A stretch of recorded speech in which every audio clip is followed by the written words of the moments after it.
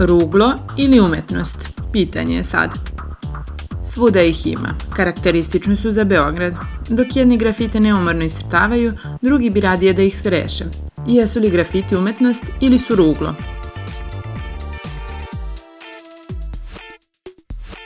Prvi zvanični grafiti nastaju posle Drugog svjetskog rata. Sprejom su iscrtavani, a kao produkt pop kulture i studentskog bunta najpre se pojavljuju u Amsterdamu i Njujorku.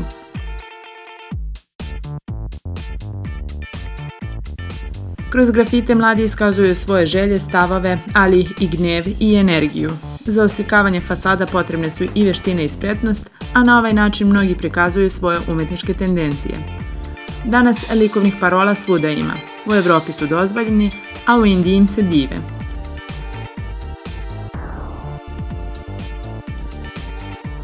A u Srbiji? U našoj zemlji je iscrtavanje fasada zabranjeno, ali još uvek grafita ima. Razbijaju sivilo svakodnevice i često izmame osmeh građana. Koji je tebi grafit najviše skrenuo pažnju? Gde se nalazi?